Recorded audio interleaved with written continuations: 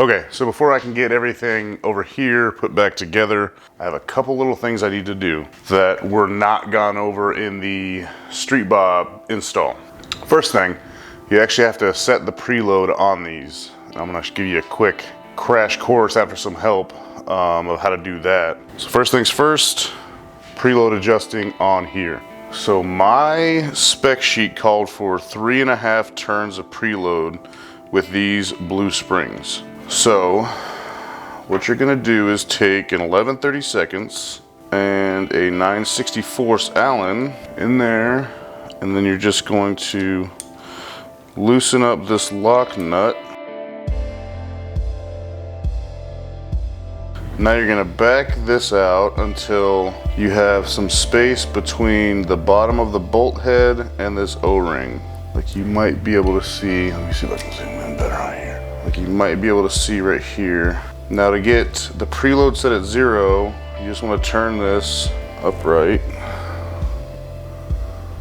until the bolt is touching the washer, right about there. So that's basically 0 preload. And now mine, like I said, calls for 3.5 turns, so I'm gonna go here, half 1, half 2, half 3.5. Now holding that, all you're gonna do is tighten this nut back up. And there we go. So that one's done. Same exact thing over here.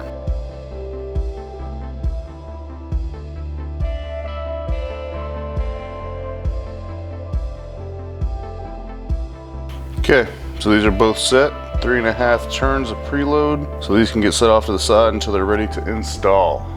All right, so preload set on the valves. Holes are drilled and chamfered on the dampener rods. And then I also went ahead and switched over the rebound spring and this little gasket ring right here on the new dampener rods from the old ones. We're ready to get this thing all put back together and some fluids added. I'm gonna wipe everything down first because these forks are kind of gross.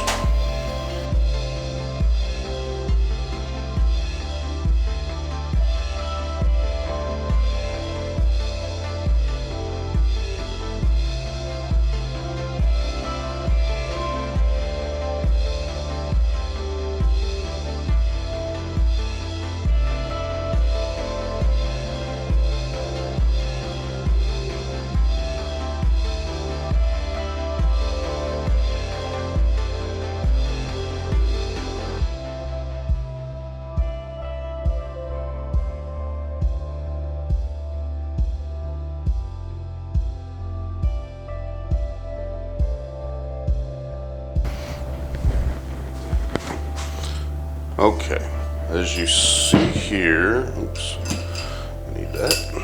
Drop the dampener rod in, and you can see it lined up. Then you're gonna take a spring. This is just a little trick. This is the old spring. Because you have no pressure on the dampener rod itself, you're gonna take your new bolt, new washer, or your same bolt, your new washer, in the hole on the bottom, and then you're just gonna put pressure on the spring to keep the dampener rod in place. Otherwise, the pressure you put on it with the new bolt is just going to push it up, and you're never going to be able to tighten it.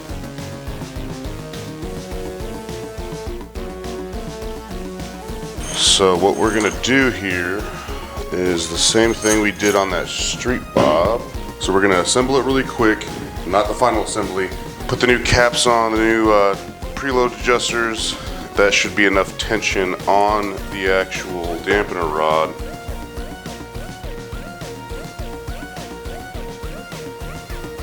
Yeah, that should be enough pressure on the actual dampener rod to torque it down.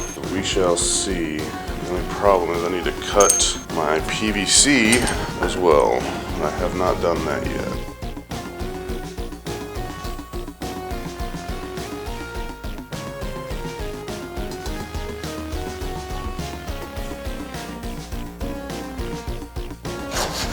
Here we go.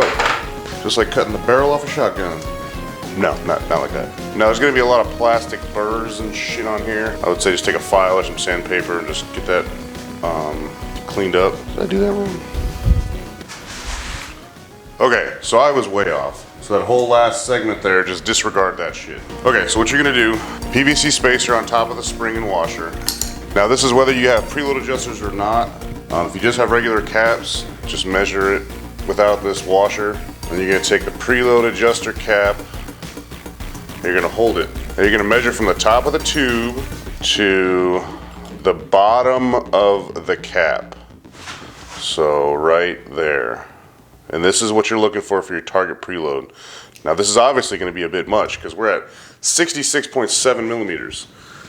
And we need it at 32.5, so I'm going to go ahead and subtract 30 off of here and cut that.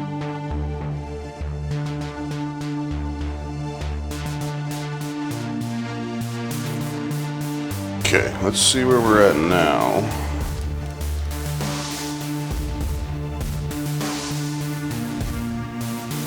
34.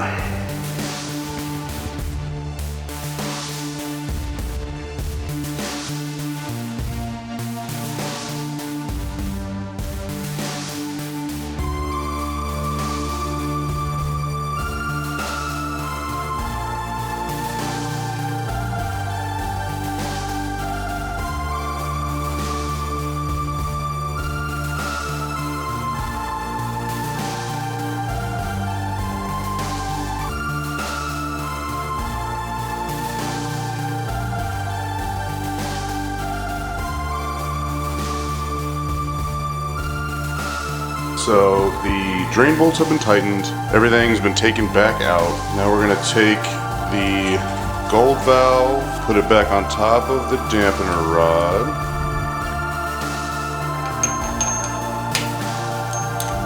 Just like that. And then with the tube completely depressed, we're gonna fill this thing up with fluid.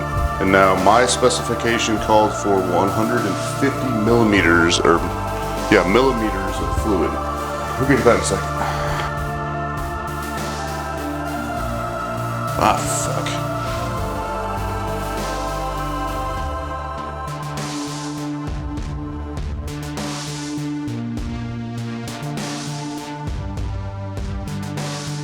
So 150 millimeters, so this fancy little gauge here. So basically, this gauge has a bunch of little numbers on the inside of it, and you set it to whatever distance you want. Right, like I said, it's 150 millimeters. So set it at 150, and you just drop it in.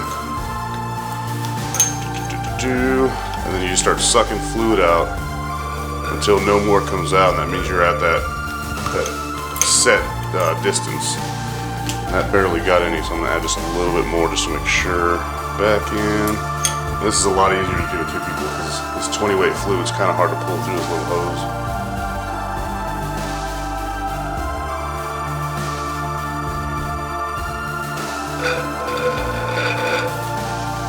There we go.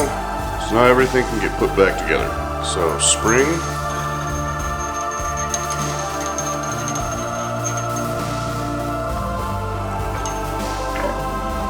then washer, and then spacer, all the way up, and then disc. This is going to be tricky because my hands are greasy as fuck. Preload adjuster backed all the way out for ease of install.